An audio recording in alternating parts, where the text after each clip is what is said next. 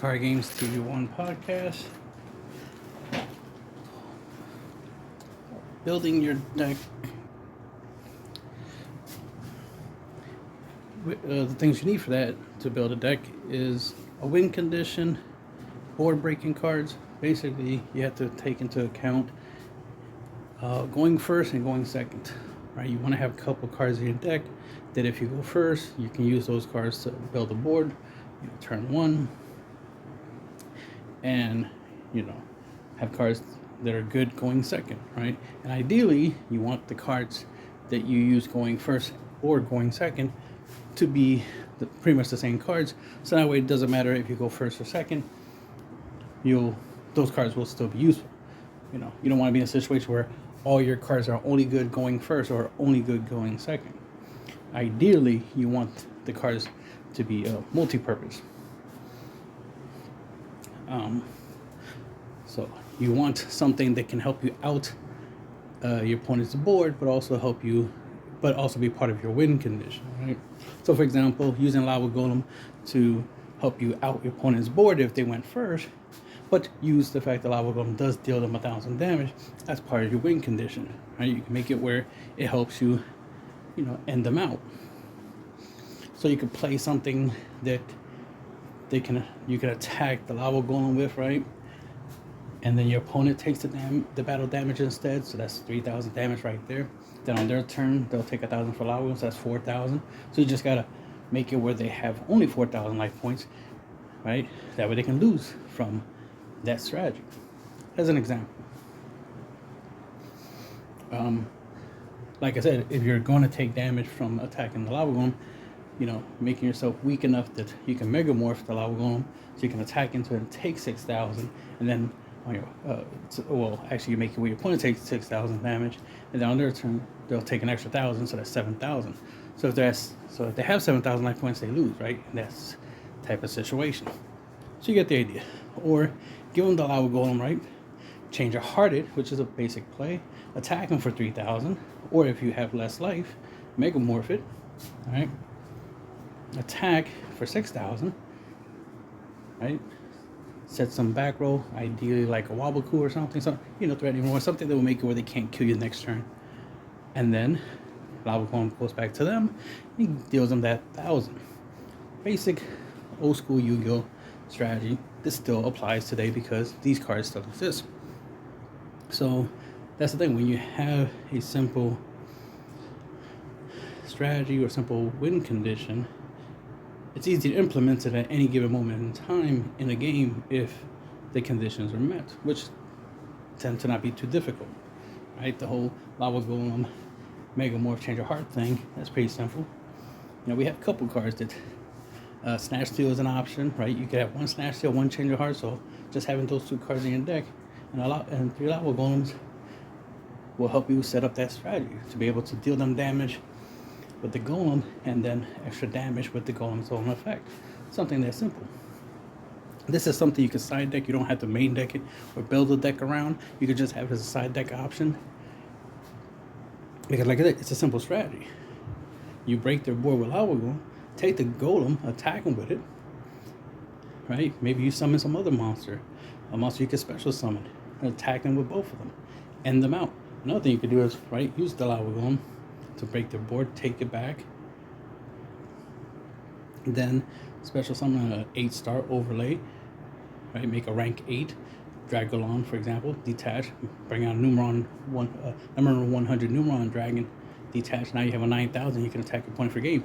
That kind of simple stuff.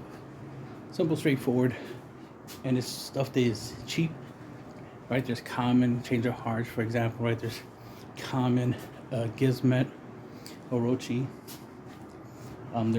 Or just any generic 8-star that you can easily special summon that's common, like the Alpha Mythical Beast or something, whatever.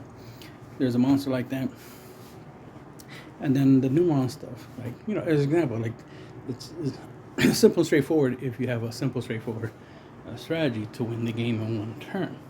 And there's some decks that have strategies, to one turn kill your opponent. So the main point is win con, right? You need a way to make sure you can deal your opponent 8,000, you can win the game. And that's the main goal, is to beat is to reduce their life points to 0. Unless you're trying to deck them out or play Exodia to win, those are different win conditions. But the most common win condition will be to reduce your points life points to 0. So you have to come up with a way to deal 8,000. That's the first thing you gotta do as a player, is to figure out how to deal 8,000 damage, how to get your opponent down to 0. Then build a deck around it, right? Put in the stuff you need to facilitate that win con, that strategy. Because that's the way you should be winning, is with your win con. Not by luck, not because your opponent misplayed, not because you did an Excel spreadsheet of how to play your deck, and depending on each move your opponent makes, you make a counter move or some nonsense like that. So just something to keep in mind. You want a simple win con, and then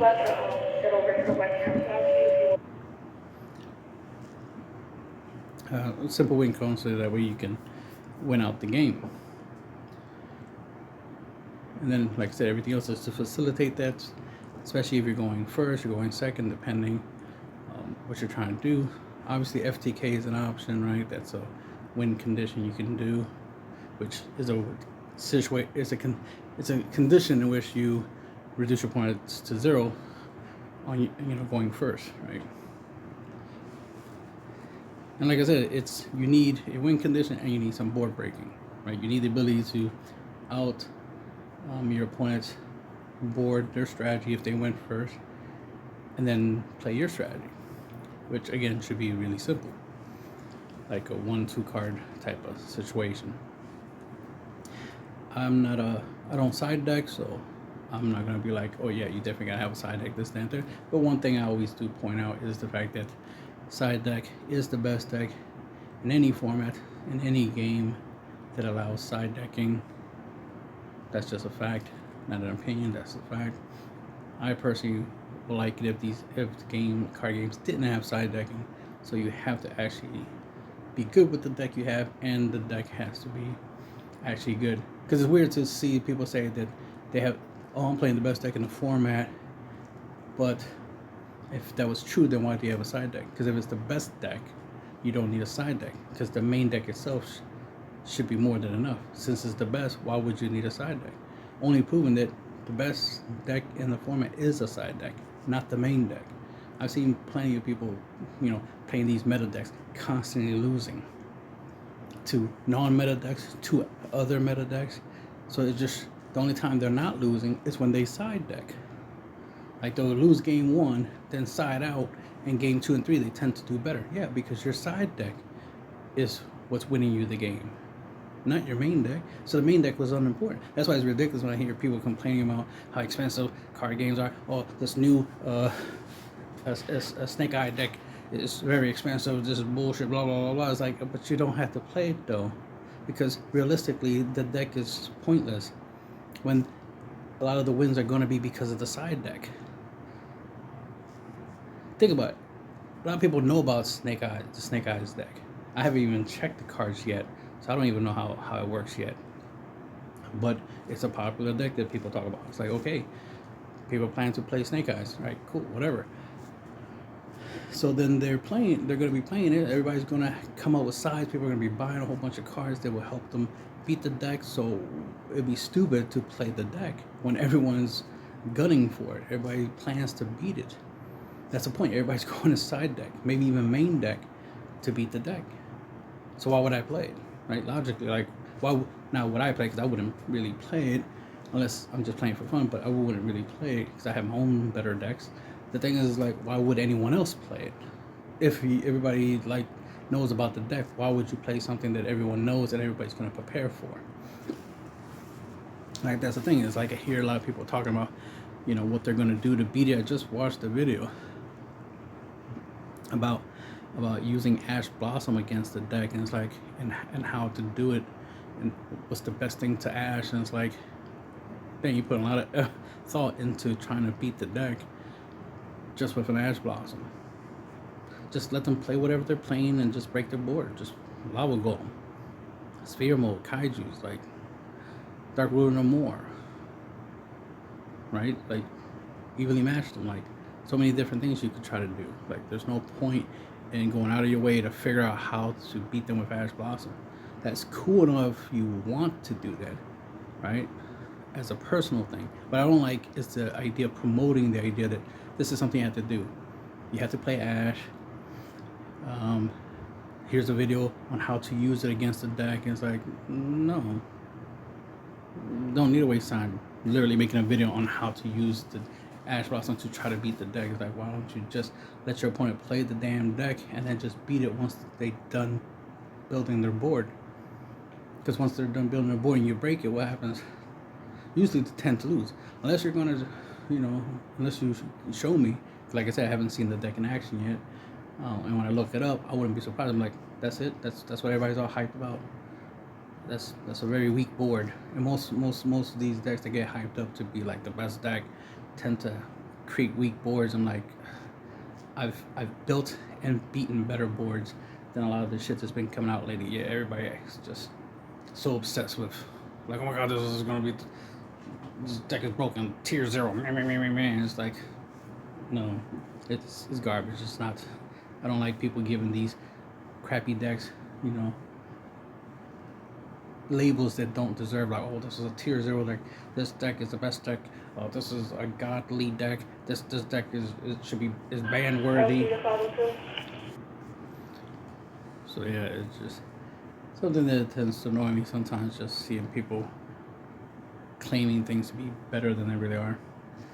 But like I said, you need a win con. You need a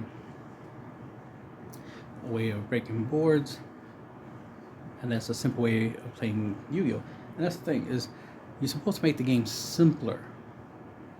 The smarter you are, the better you are at a game, the easier it is for you. The easier you should make it. You should make winning the game so easy that anyone else looks at it like, that's it, that's all you did.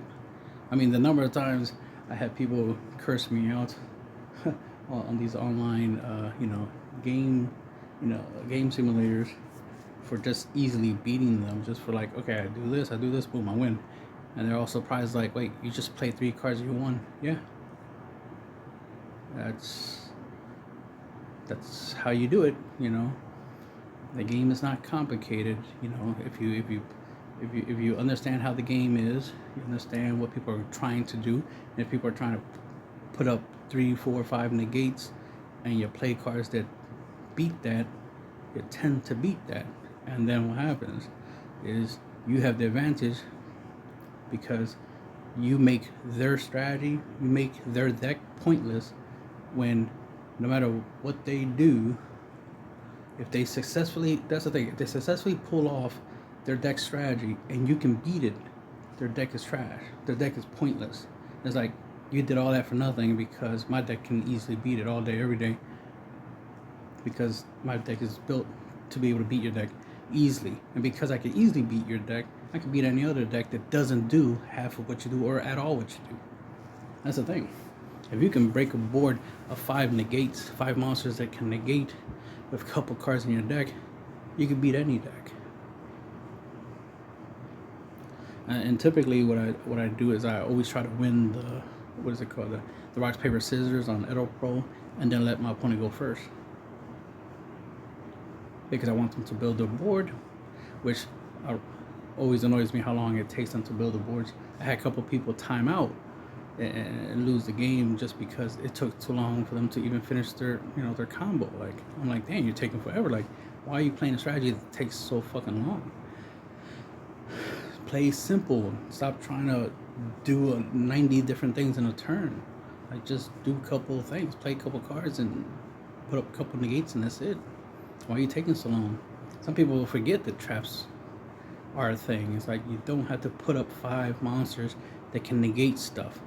You could put up 1 or 2 monsters that negate stuff and set 3 back row or 2 back row. Like a hand trap, 2 back row, and 2 monsters that negates. Right there, you have like 5, maybe 7 negates in total. If it's like a Appaloosa is one of the monsters, like type of thing. Like, simple, but too many people are trying to go too far and be like, I gotta fill up all my monster zones, plus my extra monster zone, plus my pendulum zones, plus my back row, plus my hands gotta be full with like 5 to 6 hand traps. Like, oh my God, Jesus Christ, what's wrong with y'all? And that's the thing.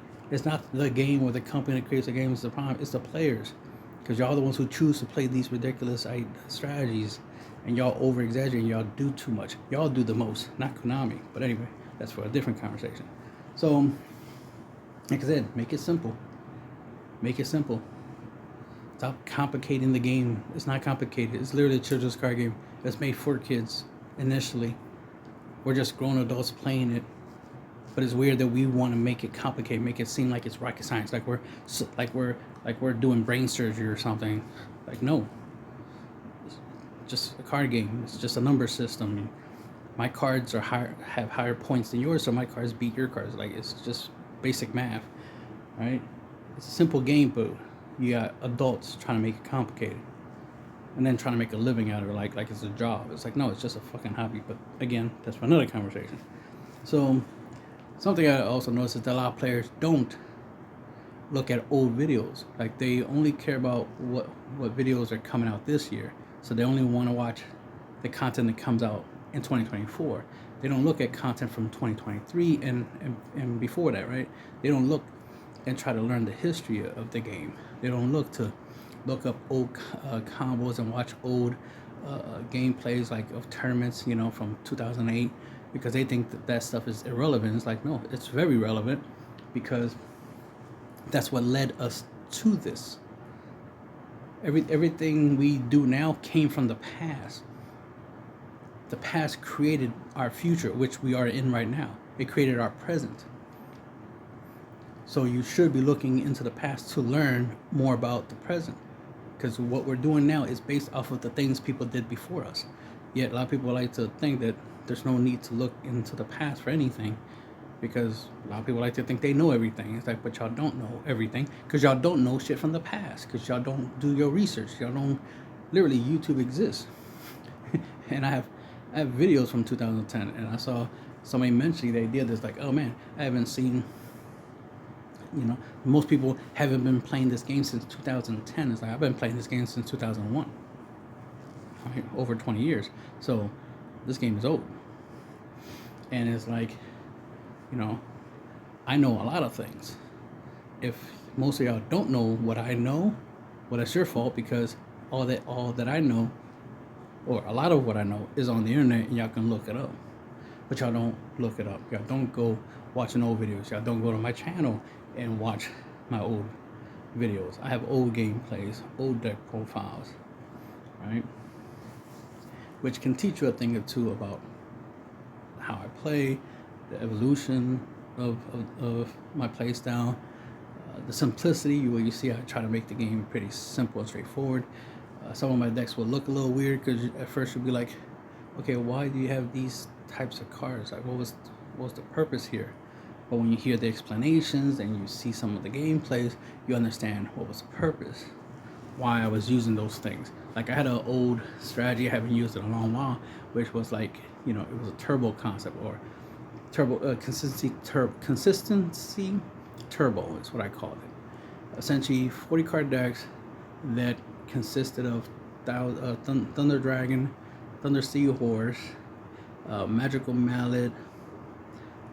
There was a time where I used, and of course, Reload, and then there was a time that I used Tune Table of Contents, because you play one table of content to get the other one, to get Toon Cyber Dragon.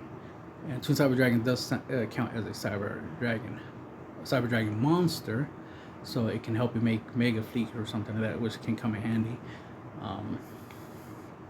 But it's the fact that you can't special summon it by its effect. So it works a lot like Cyber Dragon. It just so happens to be a tune that can be searched out by that spell card in that chain. So one spell card can take 3 cards out of your deck. So it was a deck getting strategy. And then the Thunder Dragon, you pitch one Thunder Dragon, get 2. So the spell and the 2 Thunder Dragons, and the 1 Thunder Dragon giving you 2 will help you take 5 cards out your deck. So in a 40 card deck, you have essentially with 2 cards in your hands out of a 40. Well, it's not 40 card deck, because you start off with 40 cards, but you draw 5 going first. Then you play 2 cards from your 5 card hand and grab 5 more cards out your deck, right? So then you are now at 30 cards. So you start off with a 40 card deck, but then you end up just off of 2 cards per hand. You end up with a 30 card deck, right? And then if you just so happen to have the Thunder Seahorse, you pitch or grab 2 more. So that's 2 more cards out your deck. So you have a 28 card deck. And then it's just and then of course you're playing combo, so it's just a whole bunch of combo, and those cards are combo fodders. Like I said, the Toon Hybrid Dragon can be an extender and all types of stuff. And of course the concept of extenders and and starters and blah blah. I coined that years ago, but then other people started doing it, like Patrick Colvin, and then they started trying to coin it and try to act like they invented it. It's like, okay, whatever. I was doing that before y'all were even born to play the game, but whatever.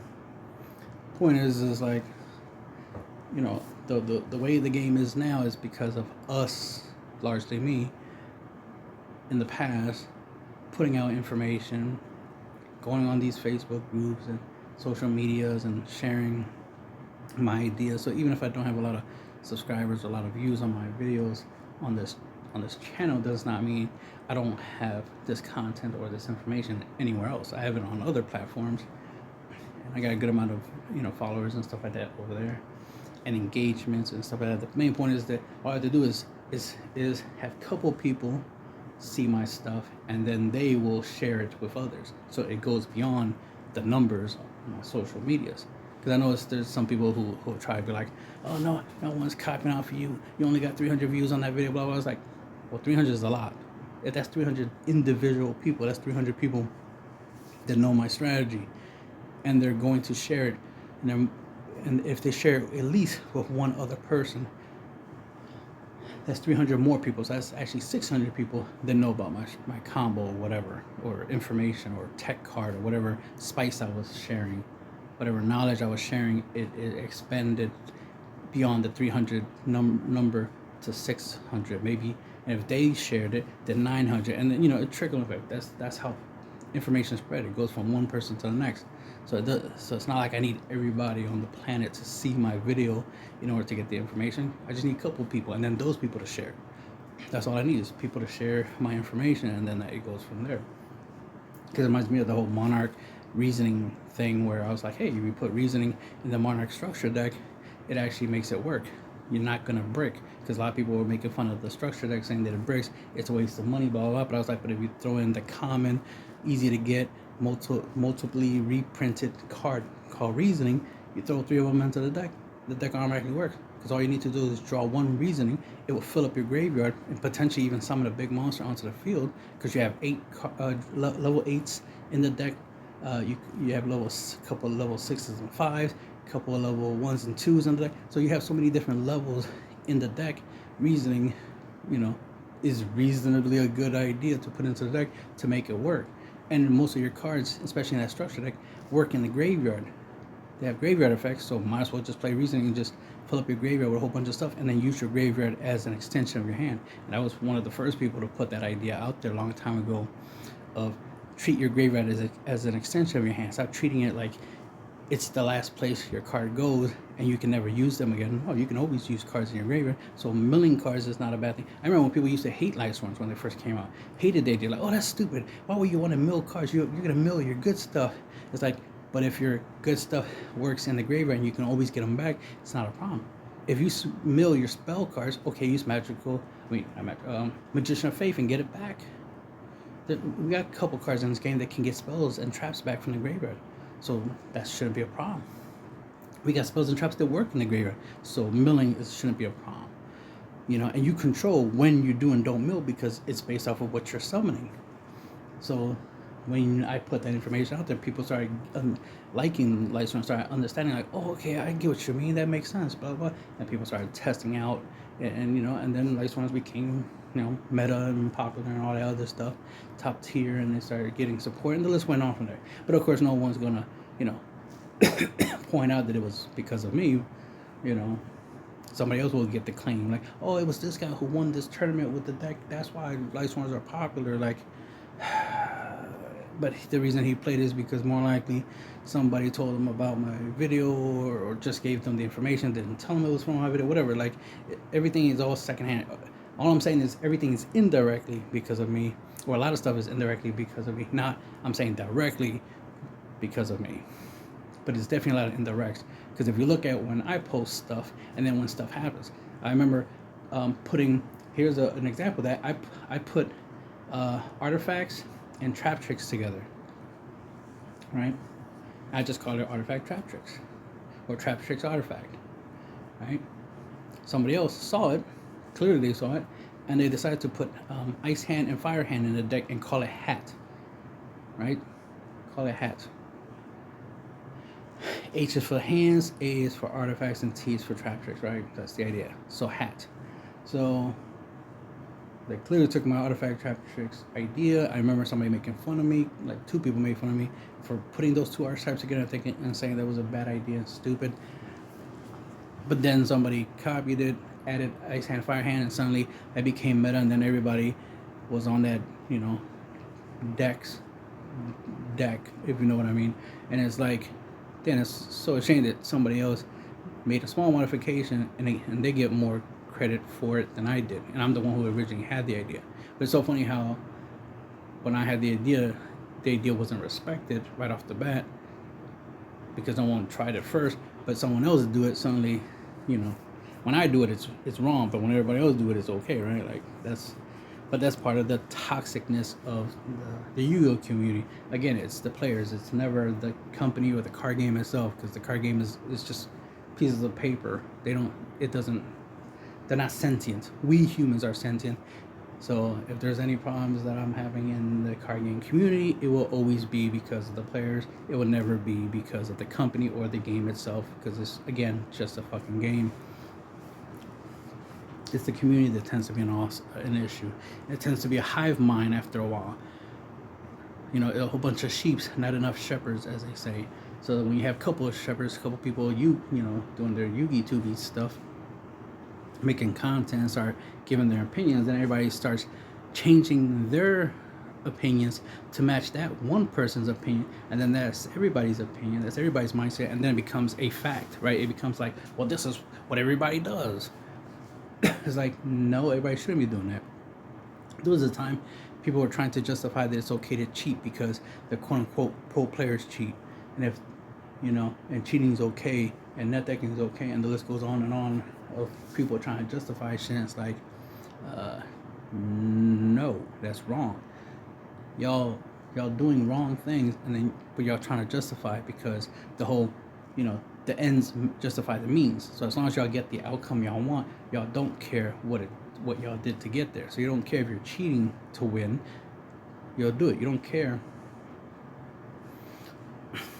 about spending a lot of money to try to win, because it's like, well, I'm a net deck, I'm gonna spend $3,000 on this deck so that way I can, top an event. It's like, oh, well, you do whatever you want, it's your money, right? But the mindset of like, I deserve to win, so I'm going to pay $3,000 so I can win because I deserve it. Like, I'm entitled to it. Like, it's my birthright. Like, I exist to have that YCS top.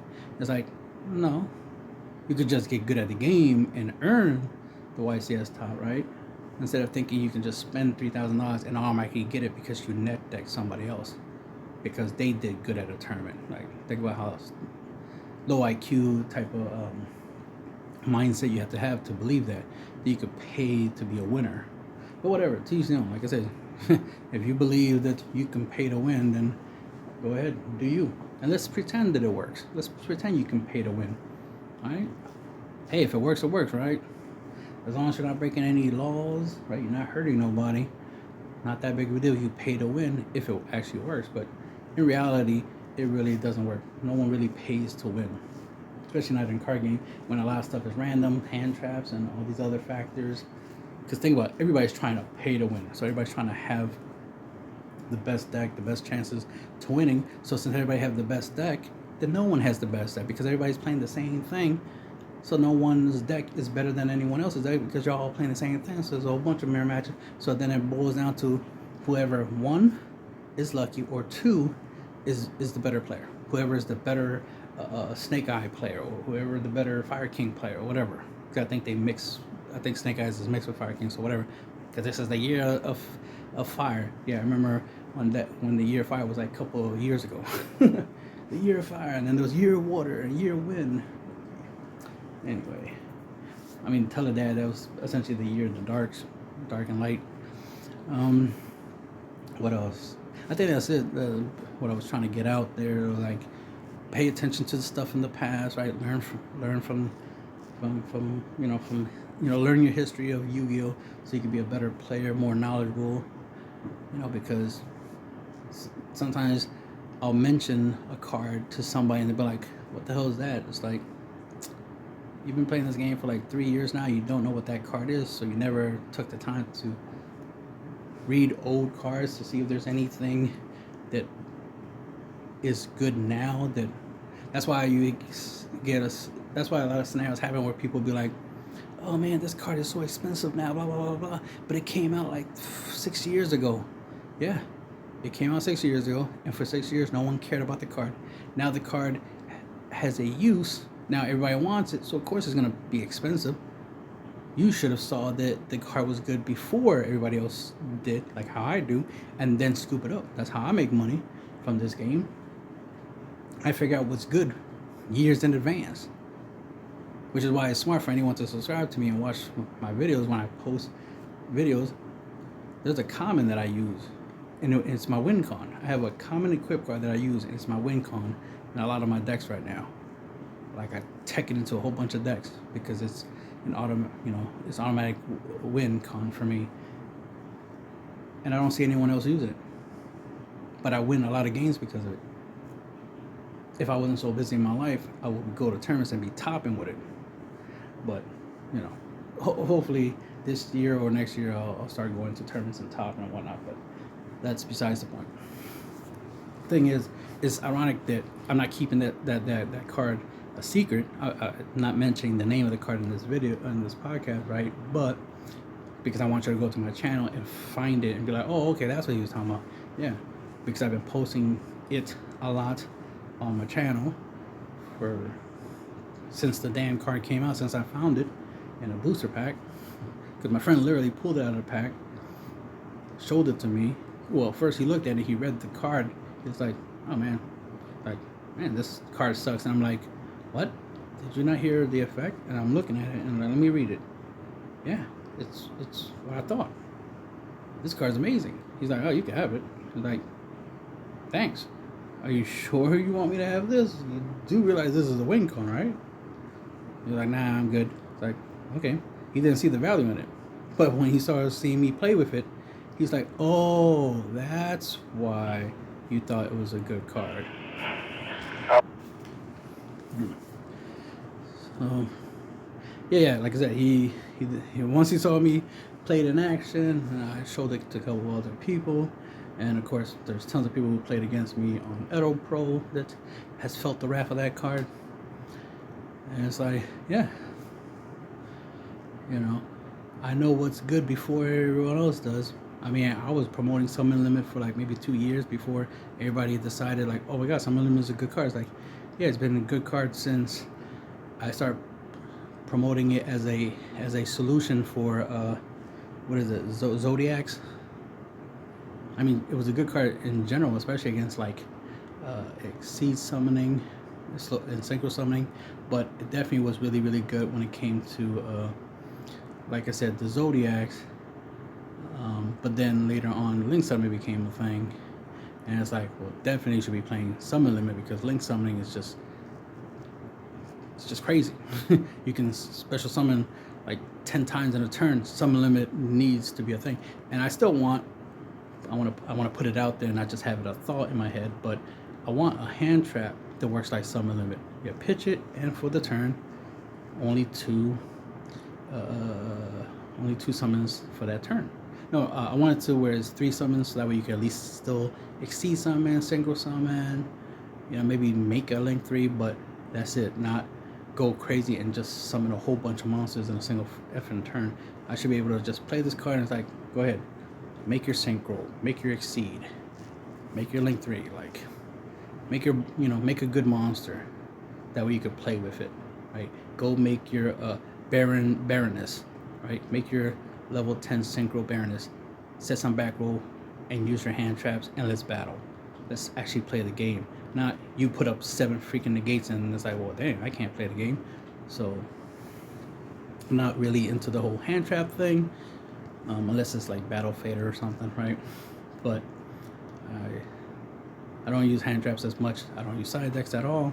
So that's just how I play, and I do just fine that way. But everybody else wants to play differently. Everyone wants to side deck. Everyone wants to play with hand traps, and that's fine. That's what y'all want to do. That's what y'all want to do. But don't be surprised that the game is the way it is because of y'all. Y'all choose to use side decks. Y'all choose to play hand traps. So then y'all literally play cards to try to counter the hand traps. Y'all literally try to use hand traps to negate hand traps. Like, think about it, y'all playing a hand trap versus hand trap game, then y'all trying to play floodgates to stop floodgates, and floodgates to stop hand traps, and hand traps that stops floodgates, and it's like, it's just ridiculous. It's like, just play the game. We decide how the game goes, and we should be deciding that, like, you know what, we're not going to go crazy with side decking at all. We're just not going to play side decks no more. We're going to main deck everything that we want to play. We're gonna restrict how many hand traps should be in a deck, and so forth and so forth, and make it where like we play the game we want, so that way it can be played. So it's more skills, it's more about decision making, less about, oh, I drew all the hand traps I need. I drew the hand traps and the Call of Grave and this and that and Nibiru and this and one card, OTK and all this ridiculousness, and just we can make the game simpler. But y'all choose to make it more complicated. But oh well, y'all make it complicated for yourselves. I'll keep playing the game in a simple way and keep winning all day, every day.